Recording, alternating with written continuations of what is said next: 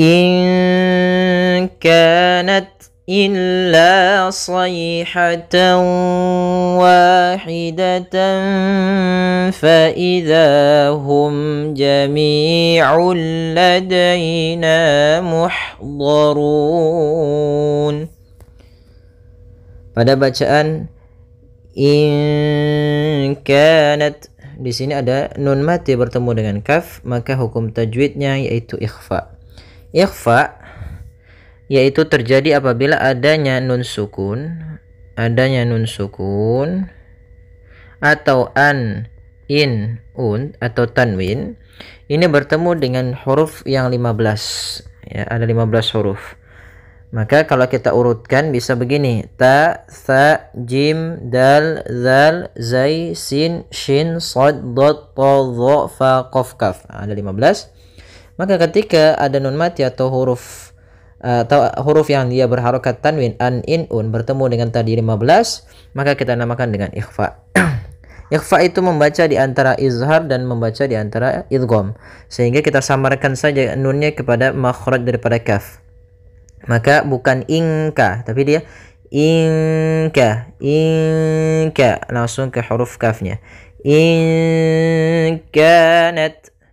Kemudian pada lafal ka, di sini ada fathah bertemu dengan huruf alif, maka hukum tajwidnya kita namakan dengan mad tabi'i. Untuk panjangnya adalah 2 harakat. Kemudian pada lafal nat, di sini ada huruf ta yang berharakat sukun. Ta makhrajnya, ya, makhraj atau tempat keluar huruf ta yaitu ujung lidah kita menempel antara gusi atas dan pangkal daripada gigi kita yang atas itu seri. Jadi di langit-langit antara dua, atau bisa kita katakan di gusinya, ya, gusi atas.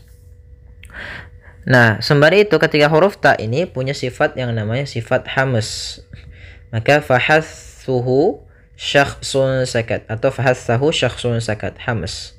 Apa yang dinamakan dengan hamas? Hamas itu kita artikan sebagai jaroyanun nafas. Hamas yaitu jaroyanu an-nafs, mengalirnya nafas kita.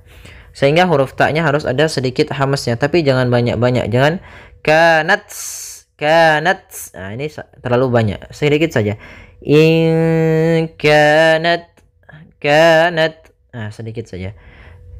Kemudian illa, pada lafal la, di sini ada tasydid di huruf lamnya, kemudian lam berharakat fathah bertemu alif, maka kita namakan dengan mad tabi'i. Untuk panjangnya adalah 2 harakat. Kemudian sayhatan, sayha, sayha. Nah, di sini sa-nya tebal, isti'la dan itbaq. Isti'la itu pangkal lidah kita terangkat, sedangkan itbaq itu lebih kepada melekatnya lidah kita ke langit-langit atas. Kemudian ketemu dengan huruf ya, maka di sini ada bacaan lin yang lembut dalam pelafalannya, lin.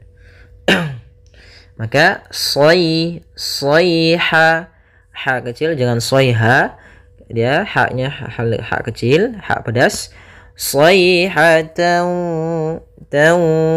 di sini ada tanwin ketemu dengan huruf waw, maka kami tuliskan di sini dengan idgham bi gunnah. Cara membacanya yaitu kita masukkan huruf tanwinnya, yaitu suara tan kepada huruf waw sehingga masuk kepada huruf waw, tawwa.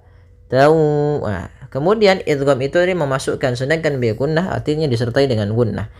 Jadi ketika melafalkannya maka harus kita tahan dulu gunnahnya. Sayhatan wa, sebanyak panjang 2 harakat.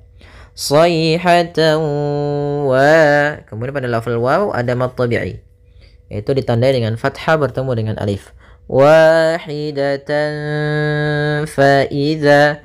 Kemudian ada tanwin bertemu dengan huruf fa. Maka apabila ada tanwin bertemu dengan fa yang sama, maka huruf ikhfa itu kalau kita mau hafalkan lebih mudahnya dengan sebuah syair atau sebuah kalimat bait gitu, ya. Sif dza sana kam jada syakhsun, ya, qad sama dum tayyiban zid fi tuqadda zalima. Nah, itu untuk kita lebih memudahnya. Tapi kalau memang kita mengurutkan seperti tadi. Yaitu caranya adalah kita samarkan taknya atau tanwinnya kepada huruf fa. Wahidatan fa iza. Kemudian fa, alirkan nafasnya. Fa iza, za ada mad tabi'i yaitu fathah bertemu alif. Panjangnya 2 harakat. Dan hati-hati ketika melafalkan huruf zal, jangan sampai terbaca dengan zai. Karena zai dengan zal itu makhrajnya berbeda. Antara zal itu ujung lidah kita menempel dengan gigi seri. Sedangkan untuk zai itu seperti sin, yang dimana posisi lidah kita di antara gigi atas dan gigi bawah, ya, dan dia memiliki sifat zai itu memiliki sifat rikhwah, yaitu mengalirnya suara kita. Kemudian fa idzahum jami'u. Kemudian izhar syafawi pada huruf mim ketemu dengan jim. Karena izhar syafawi itu seluruh huruf hijaiyah kecuali mim dan ba. Kemudian jami'ul ladaina pada lafal mi itu di sini ada kasrah bertemu dengan ya, maka kita namakan dengan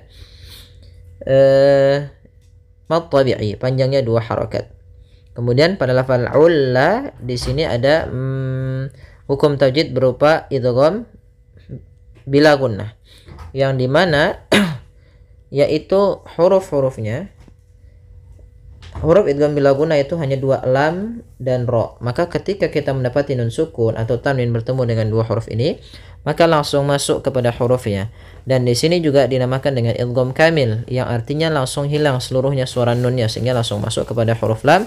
Nah, di sini bila gunnah artinya tidak disertai dengan namanya gunnah, sehingga langsung saja jami'ul ladaina. Kemudian pada lafal daina yaitu adanya bacaan lin pada lafal ya yang didahului dengan fathah. Kemudian di sini ada mad tabi'i, adanya fathah bertemu alif. Kemudian muhdharun. Di sini ada ha salah satu sifatnya sama seperti ta, yaitu hamas, mengalirnya nafas kita. Ih, nah, maka alirkan dengan sempurna.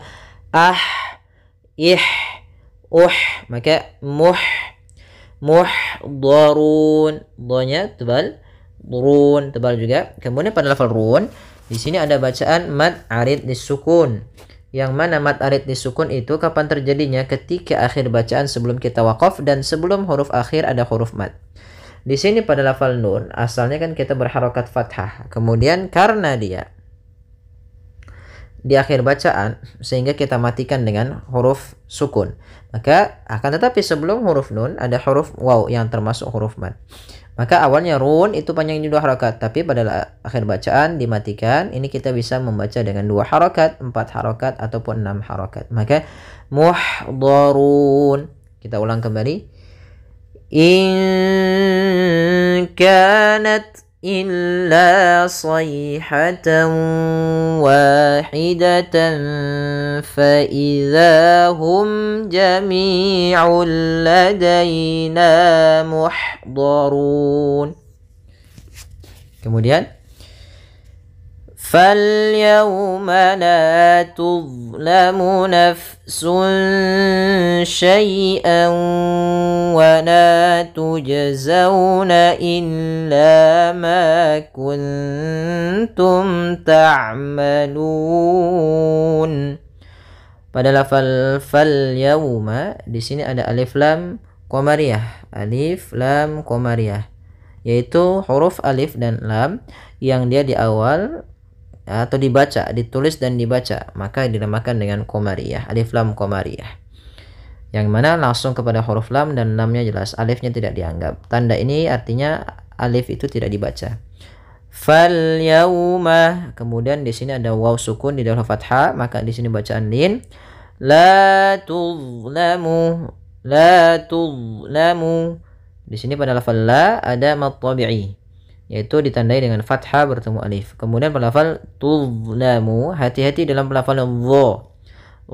Dha ini salah satu sifatnya yaitu dia huruf dha itu termasuk huruf jahar. yang dimana dia tidak boleh mengalir nafasnya. Yang kedua, dia termasuk huruf rikhwah. Rikhwah itu atau rokhawah yaitu mengalirnya suara sehingga al al al al. Kemudian misalnya il. Makhrajnya bagaimana? Makhraj huruf dha yaitu ujung lidah menempel dengan menempel dengan gigi seri sebagaimana huruf dzal, tapi dia tidak boleh mengalir nafas sehingga tidak boleh baca tuz enggak, tapi dia tuz ya, tuzlamu la tuzlamu nafsun syai'a. Kemudian pada lafal fa, alirkan nafas karena dia sifatnya hamas, mengalir nafas. Nafsun syai'an wa. Di sini pada lafal sun syai'a ada tanwin bertemu dengan shin yaitu bacaan ikhfa. Maka cara membacanya disamarkan kepada huruf sya atau huruf shin. Kemudian syai ada bacaan lin lembut, syai bukan syai bukan pakai tapi dia syai'a dengan ya sempurna kasrah i, syai'a. Kemudian sama seperti kita melafalkan ta'awudz, syaitani. Kemudian syai'awa, di sini ada tanwin bertemu dengan waw, maka kita namakan dengan dengan idgham bi gunnah, yaitu kita masukkan tanwinnya kepada huruf waw, syai'aw, sambil ditahan gunnahnya karena dia idgham disertai dengan gunnah. Wala, kemudian pada lafal la di sini ada bacaan mad tabi'i, yaitu adanya fathah bertemu dengan alif. Tujazawna, di sini ada huruf jim sukun, maka kita namakan dengan hukumnya qalqalah. Maka huruf qalqalah ini tidak boleh ada tambahan hamzah ketika melafalkannya. Jangan dibaca tujzawna, nah ini ada tambahan hamzah. Akan tetapi dia tidak boleh tambahan hamzah sehingga mengalir saja. Tujzawna, bukan tuj ya. Tapi tujazawna. Kemudian pada lafal zau di sini ada bacaan lin yaitu lembut dalam pelafalan waw yang dimana ada huruf waw didahului dengan huruf fathah. Illa, kemudian kembali lagi ada mad tabi'i yaitu fathah bertemu alif. Ma, ada fathah bertemu alif, maka kedua-duanya kita namakan dengan mad tabi'i hukumnya. Kuntum. Nah, di sini kemudian pada lafal kuntum itu ada nun mati ketemu ta, maka ini kita namakan dengan bacaan ikhfa. Cara membacanya yaitu suara nunnya disamarkan ke ta langsung. Ta makhrajnya adalah tadi ya, dia di antara gusi dan gigi atau di gusi atas gitu ya. Kuntum. Kemudian mim mati bertemu dengan ta yaitu izhar syafawi, harus jelas mimnya. Ta'malun, maka ain sifatnya bainiyah yaitu bainiyah, sifat bainiyah ya, di antara syiddah dan rokhawah. Syiddah tertahannya suara, kalau rokhawah mengalirnya suara, sehingga di antara keduanya. Ta'malun tidak terlalu ditahan dan tidak pula terlalu dialirkan. Kemudian pada lafal lun di sini ada bacaan mad arid lisukun. Panjangnya boleh 2 harakat, boleh 4 harakat, dan boleh pula 6 harakat. Kita ulangi. فَالْيَوْمَ لَا تُظْلَمُ نَفْسٌ شَيْئًا وَلَا تُجْزَوْنَ إِلَّا مَا كُنْتُمْ تَعْمَلُونَ. Kemudian yang selanjutnya, Inna ashabal jannatil yawma fi syughulin fakihun. Inna, di sini ada bacaan gunnah yaitu nun berharakat tasydid.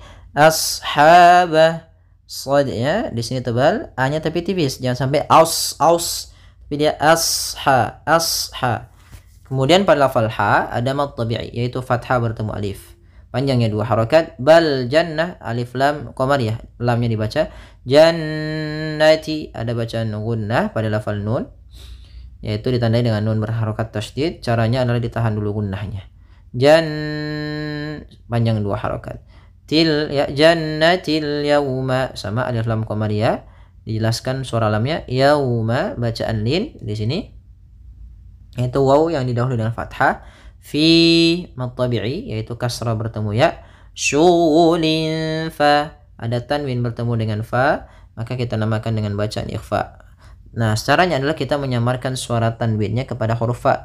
Fa makhrajnya adalah gigi kita yang atas menempel dengan bibir bawah sehingga membentuk suara ada sedikit rongga untuk mengeluarkan nafas kita. Fa bukan pa, jangan sampai bibir kita terlalu rapat.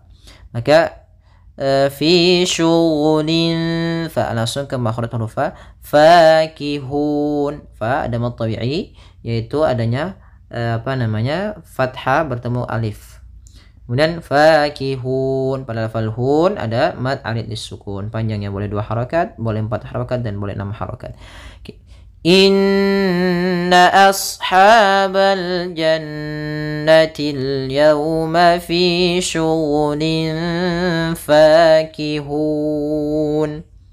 Ya, semoga bermanfaat. Jazakumullahu khairan.